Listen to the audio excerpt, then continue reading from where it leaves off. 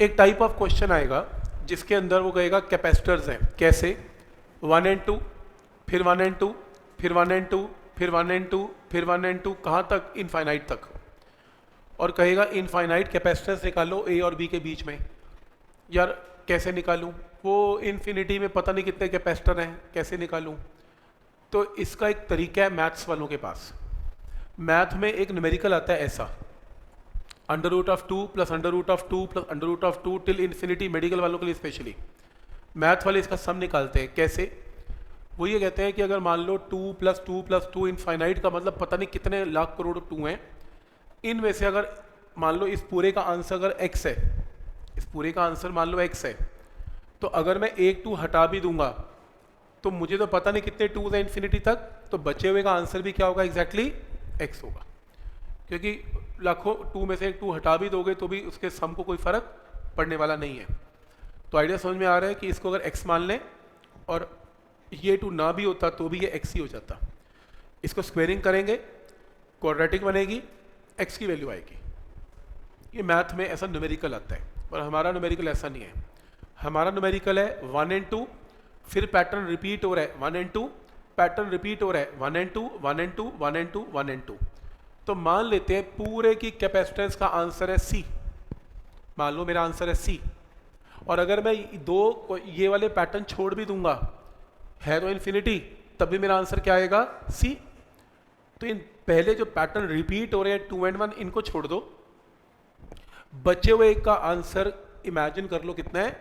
C। मान लो आपने पूरे को सॉल्व कर लिया, सिर्फ एक पैटर्न को छोड़ा 1 एंड 2, तो भी आपका आंसर क्या रहेगा? C। तो पूरे का आंसर भी C, और 1 एंड 2 दो नहीं भी लोगी तो भी आंसर C। अब ये C और 2 किस में कनेक्टेड है? सीरीज में। तो आंसर क्या आएगा? 2 × C/2 + C। और जो आंसर आएगा 1 के साथ किस में कनेक्टेड है? पैरेलल में। तो टोटल आंसर ये आएगा, लेकिन टोटल आंसर भी C रहेगा, क्योंकि अगर तुम इसका इक्विवेलेंट निकाल भी लोगे तो भी total answer will remain C। तो अगर आप एक पैटर्न छोड़ भी देते हो तो भी C, उसको ले भी लेते हो तो भी C। तो यहाँ से एलसीएम लो, क्रॉस मल्टीप्लाई करो, क्वाड्रेटिक बनाओ, C के लिए सॉल्व कर दो, आंसर आ गया। ये स्टाइल है इस टाइप की प्रॉब्लम को सॉल्व करने का। तो पॉइंट समझ में आ रहा है कि कैसे करना है।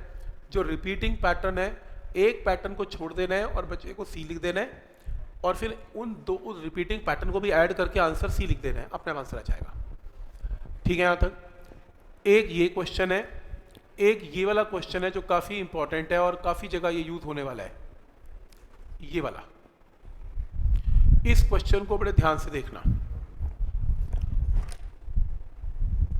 देखो क्वेश्चन है कि सपोज आपके पास ना, आपको क्वेश्चन में गिवन होगा कि 5 कैपेसिटर्स हैं, ध्यान आगे, 5 कैपेसिटर्स हैं, और वो इस अरेंजमेंट में आपको ऐसा डायग्राम दिखेगा। ये अरेंजमेंट है जिसमें ये C1 है, ये C3 है, ये C5 है, ये C2 और ये C4 है। वो कहेगा कि इसमें इक्विवेलेंट कैपेसिटेंस निकालो। आपको सारी वैल्यू देगा, C1 C2 C3 जो भी देगा, 10 10 10 सब दे रहा है। इक्विवेलेंट कैपेसिटेंस निकालो। आप पहली बार इस क्वेश्चन को ट्राई करेंगे ये सोचते हुए कि शायद कोई सीरीज में मिल जाए, आपको कोई सीरीज में मिलेगा ही नहीं। फिर आप कहेंगे शायद कोई पैरेलल में मिल जाए, आपको इसमें पैरेलल में भी कोई नहीं मिलेगा। अब इक्विवेलेंट कैपेसिटेंस कैसे निकले? इस क्वेश्चन को करने का एक स्टाइल है, सिर्फ इसी क्वेश्चन को। अगर डायग्राम ऐसा दिखे तो समझाने के लिए दिखा रहा हूं, आपको करना, आपसे कोई नहीं पूछेगा। मैंने इमेजिन कर लिया कि यहाँ का पोटेंशियल V है, तो जहाँ जहाँ ये वायर जाएगी वहाँ का पोटेंशियल V है, VA हो जाएगा। अगर ये VB है तो VB VB हो जाएगा और VB हो जाएगा, और अगर ये VD है, VD VD VD, और VC में VC और VC।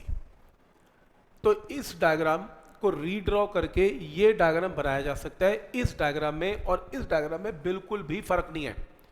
दिखाता हूँ कैसे। ये पॉइंट क्या है? A। ये पॉइंट क्या है? A। A के आगे क्या है? जंक्शन। A के आगे क्या है? जंक्शन। फिर इस जंक्शन और B के बीच में पॉइंट क्या है? C1। जंक्शन और B के बीच में पॉइंट क्या है? C1। ये रहा C1। फिर उसके बाद इस जंक्शन और D के बीच में पॉइंट क्या है? C4। जंक्शन और D के बीच में पॉइंट क्या है? C4।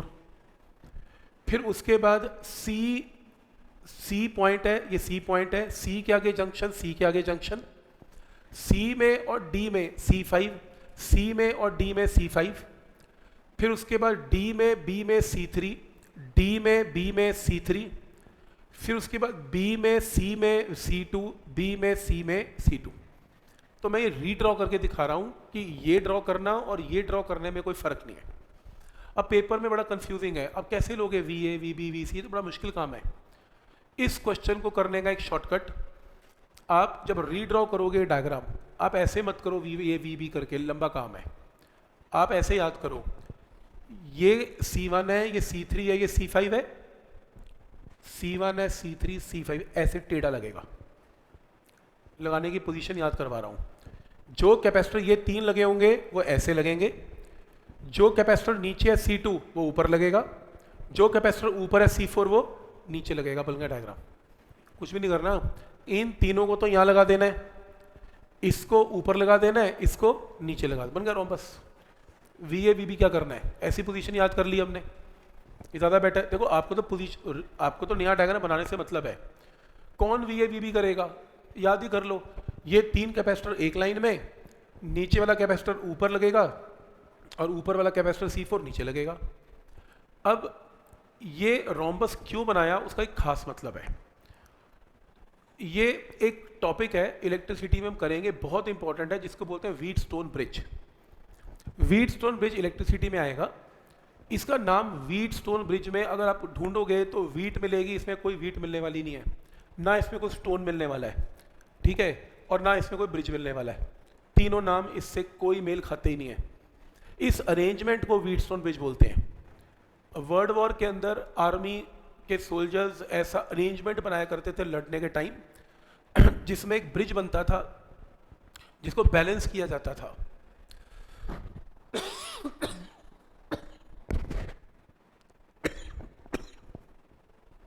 तो किसी इलेक्ट्रिसिटी के साइंटिस्ट ने वर्ल्ड वॉर के अंदर अरेंजमेंट देखा होगा कि ऐसा दिखता है, उसे नाम रख दिया व्हीटस्टोन ब्रिज।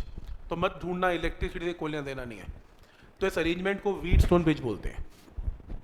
व्हीटस्टोन ब्रिज में अगर मान लो ये 5 रेजिस्टेंसेज हैं इलेक्ट्रिसिटी में, तो ये देखा गया है कि अगर ये रेजिस्टेंस की रेशियो 2:4 नीचे की रेजिस्टेंस के इक्वल हो जाए, रेशियो के बराबर 3:6, तो ऊपर और नीचे की रेशियो बराबर है, तो उस केस में फिर A और B का पोटेंशियल हमेशा सेम हो जाता है। तो अगर ये रेशियो बराबर है, इसे बोलते हैं बैलेंस्ड व्हीटस्टोन ब्रिज। और बैलेंस्ड व्हीटस्टोन ब्रिज में ऊपर और नीचे का पोटेंशियल सेम हो जाता है। सेम होने से इसमें कोई करंट नहीं दौड़ता, क्योंकि पोटेंशियल डिफरेंस चाहिए करंट को, लेकिन यहाँ पोटेंशियल डिफरेंस क्या जाता है, 0। तो क्योंकि इसमें करंट नहीं दौड़ता तो 5 ओम के रेजिस्टेंस को निकाल के फेंक दो, क्योंकि जब करंट जाएगा ही तो करनी क्या है रेजिस्टेंस को। तो ये टेक्निक है, सेम इसमें लगता है। इसके अंदर भी अगर ratio C1 C2 is equal to C4 C5 के बराबर हो जाए, जो कि इस क्वेश्चन में है, हर कैपेसिटर 10 माइक्रोफैरेड का है, 10/10 इज इक्वल टू 10/10, तो ये भी एक बैलेंस्ड व्हीटस्टोन ब्रिज है। तो आप ये बोल सकते हैं क्योंकि रेशियो बराबर है तो यहाँ और यहाँ का पोटेंशियल सेम है, और पोटेंशियल सेम है तो यहाँ का पोटेंशियल डिफरेंस 0 है। पोटेंशियल डिफरेंस 0 का मतलब ये कैपेसिटर चार्ज नहीं होगा, और अगर चार्ज नहीं होगा तो रखा क्यों है, उठा के फेंक दो। तो इसको उठा के फेंक दो, चाहिए ही नहीं है। लेकिन फेंकना सिर्फ तब है जब रेशियो ऊपर और नीचे के कैपेसिटर की बराबर है। तो अगर ऊपर नीचे की रेशियो बराबर है, इसको हटा दो, क्वेश्चन इजी हो गया। ये दोनों किसमें कनेक्टेड है, सीरीज में 10 × 10/10+10, और ये दोनों किसमें कनेक्टेड है, सीरीज में 10 × 10/10+10। और जो आंसर आएगा 5 और 5 वो किसमें कनेक्टेड है, पैरेलल में, तो आंसर क्या आएगा इसमें 10। तो ऐसे इस क्वेश्चन को ट्राई करना है। ठीक समझ में आ रहा है? जैसे फिर करके दिखाता हूं। मान लो ये क्वेश्चन है, सेम क्वेश्चन रिपीट है, 5 5 10 5 5। पहला काम, इसका व्हीटस्टोन ब्रिज बनाएं, 5 10 5 5 10 और 5, देख रहे हो यहां पे आ गया, ये रहा। ठीक, तो 5 10 और 5 ये रहा। ऊपर वाला 5 नीचे वाला 5 सेम है, तो ये तो बराबर आ गया। तो ये एक ब्रिज बन गया। रेशियो चेक करो, 5/5 इज इक्वल टू 5/5, तो रेशियो बराबर है। तो बीच के कैपेसिटर को उड़ा दो। अब आंसर क्या होगा, 5 और 5 किस में है, सीरीज में। ये 5 और 5 किस में है, सीरीज में। तो अगर ये सीरीज में है 5 × 5/5 + 5, ये सीरीज में है 5 × 5/5 + 5। 5/2 और साथ में एक और भी चीज़ है, इसमें एक और कैपेसिटर है 5, इसको बाद में यूज़ करेंगे, पहले इसको सॉल्व किया। तो ये दोनों 5/2 पैरेलल में है, तो 5/2 प्लस 5/2 विल गिव 5, और जो आंसर आएगा इस 5 के साथ किसमें है, इन सीरीज, तो आंसर आएगा 5 × 5/5 + 5, तो 5/2। तो आइडिया समझ में आ रहा है कि उस अरेंजमेंट को कैसे तोड़ना है। अगर मान लो क्वेश्चन ऐसा आ जाए, ये लो दो तरीके हैं करने के, बैलेंस व्हीटस्टोन ब्रिज का थोड़ा चेंज कर दिया, कैसे, ये दो कैपेसिटर हटा दिए तो कोई बात नहीं, ये तीन तो है, इन तीनों को लाइन में लगा दो, बात खत्म।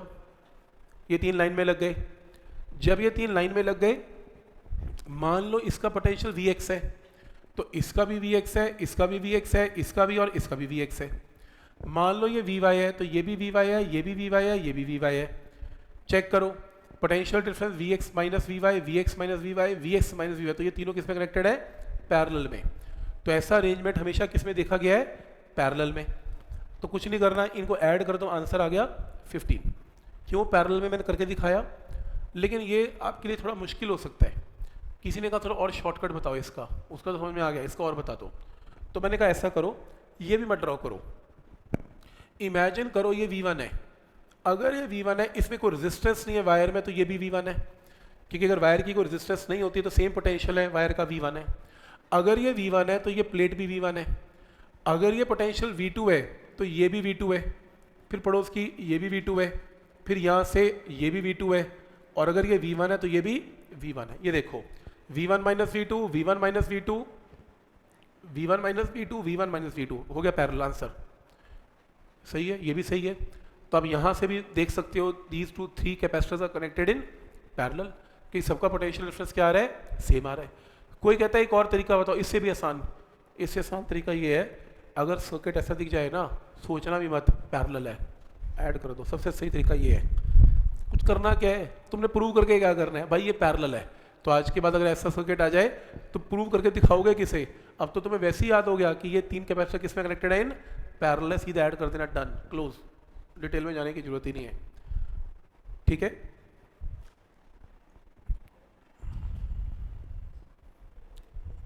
देखो ये हम शीट कर रहे थे,